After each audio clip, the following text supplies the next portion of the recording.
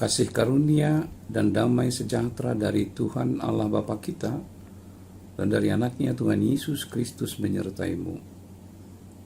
Amin. Salam sejahtera dalam kasih Tuhan kita Yesus Kristus. Kita kembali diingatkan oleh Tuhan di pagi ini untuk mendengarkan firman kehidupan yang memberikan tuntunan bagi kita di sepanjang hari ini. Dan marilah kita sebelum mengawali seluruh aktivitas kita mempersiapkan hati kita untuk berkomunikasi mendengarkan sabda Tuhan untuk memberikan kekuatan bagi kita di sepanjang hari ini. Marilah kita sama-sama mendengarkannya. Ayat harian kita hari ini Sabtu 7 Mei 2022. Kejadian 35 ayat 2. Lalu berkatalah Yakub kepada seisi rumahnya dan kepada semua orang yang bersama-sama dengan dia, jauhkanlah dewa-dewa asing yang ada di tengah-tengah kamu. Tahirkanlah dirimu dan tukarlah pakaianmu. Demikianlah firman Tuhan. Abang Inang dan saudara-saudari yang dikasihi oleh Tuhan Yesus Kristus.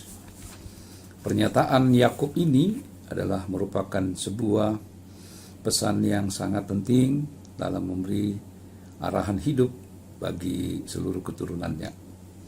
Sikap seperti ini merupakan sebuah keteladanan yang baik dalam kehidupan sebuah keluarga.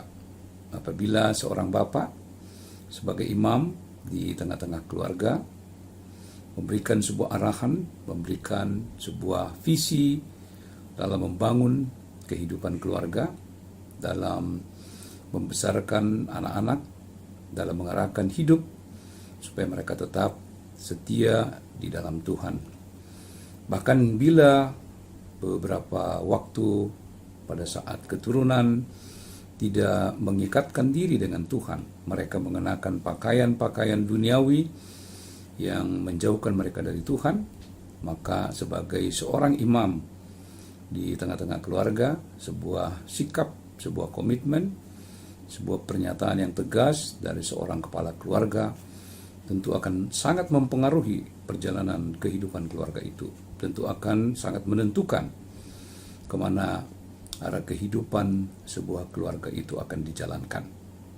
Firman hari ini sungguh-sungguh merupakan sebuah ingatan yang memberikan kepada Yakub tuntunan dan pimpinan Tuhan, bagaimana dia diingatkan kembali akan perjumpaan dengan Tuhan di Betel sebagai sebuah tempat yang boleh diizinkan Tuhan terjadi perjumpaan dengan Yakub. Dan tentu tempat ini memiliki sebuah arti penting, memiliki sebuah arti simbolik yang selalu mengingatkan dia betapa Tuhan itu baik, Tuhan itu menghampiri dia, Tuhan itu datang dengan anugerahnya untuk memberikan tuntunan kehidupan bagi Yakub.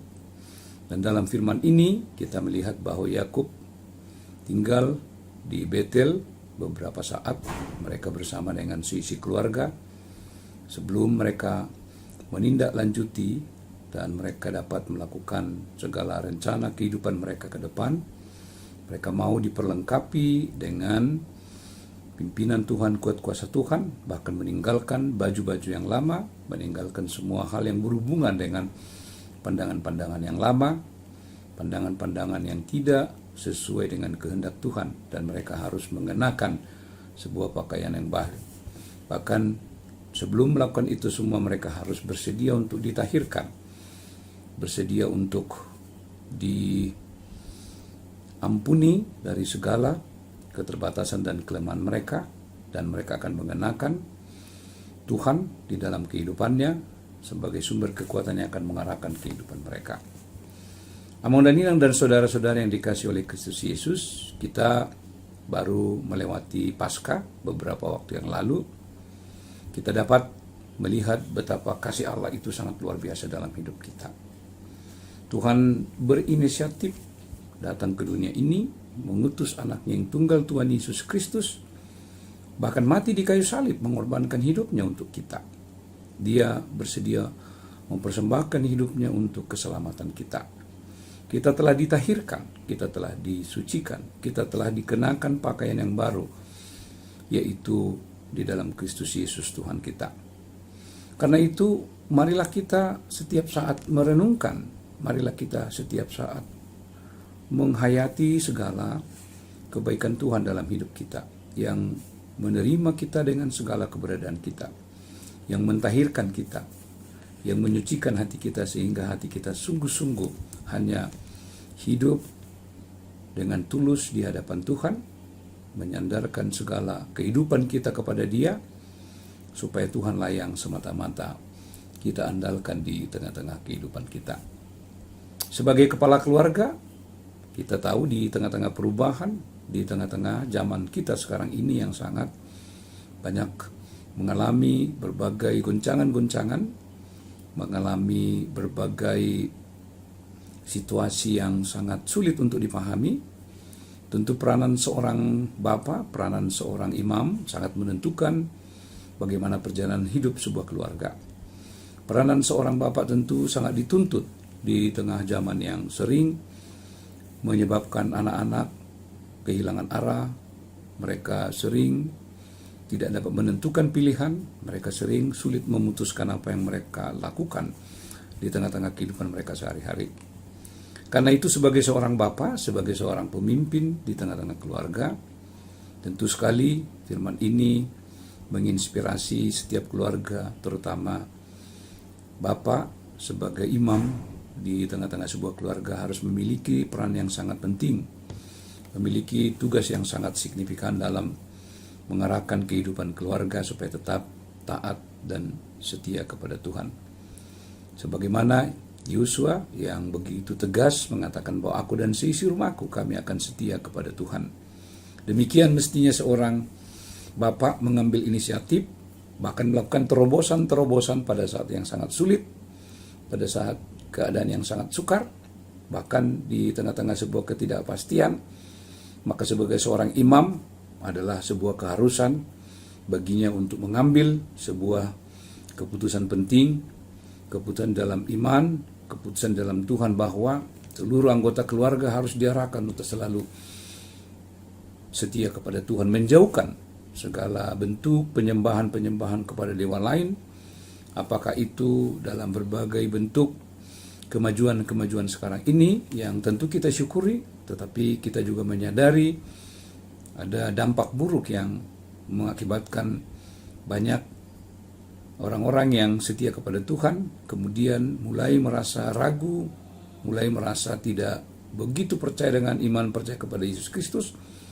Maka sebagai seorang kepala keluarga, sebagai seorang imam di tengah-tengah keluarga, mereka memiliki tugas yang sangat penting. Mereka perlu mendeklarasikan iman percaya dalam realitas hidup sehari-hari bersama dengan seluruh anggota keluarganya. Firman Tuhan hari ini menuntun kita untuk meninggalkan semua baju-baju kita yang lama.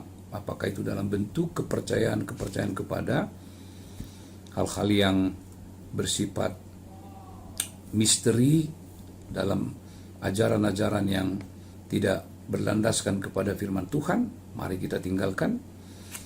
Kepercayaan kita kepada uang sebagai satu-satunya Tuhan yang baru harus kita tinggalkan. Kepercayaan kita kepada ilmu pengetahuan yang berlebihan, yang seakan-akan menyebabkan kita memiliki ketergantungan yang mutlak.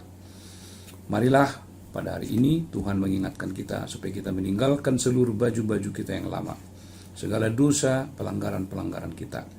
segala keyakinan kita kepada benda-benda dan hal apapun yang menjauhkan Tuhan.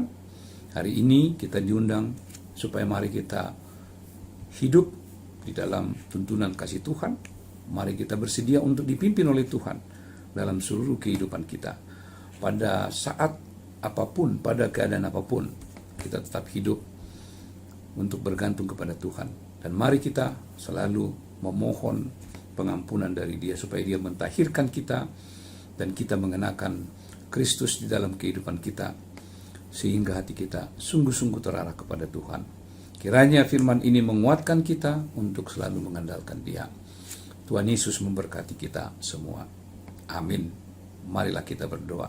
Terima kasih Tuhan untuk firman-Mu, ajar kami untuk setia, meninggalkan segala kepercayaan kepada hal-hal yang tidak berkenan kepada Tuhan, pakaian-pakaian yang kami kenakan, pakaian duniawi yang lama, marilah kami mengenakan Kristus dalam hidup kami. Kami hanya bersandar dan hanya pasrah hanya dalam pimpinan dan tuntunan kasih Tuhan. Berkati kami di sepanjang hari ini, biarlah kuat kuasa Tuhan yang selalu hadir di tengah-tengah kehidupan kami. Terima kasih Tuhan untuk firman-Mu, biarlah kami selalu taat kepadamu. Dalam Kristus Yesus kami berdoa dan bersyukur. Amin. Anugerah Tuhan kita Yesus Kristus, kasih setia Allah Bapa dan persekutuan dengan Roh Kudus menyertai-Mu hari ini sampai selama-lamanya. Amin.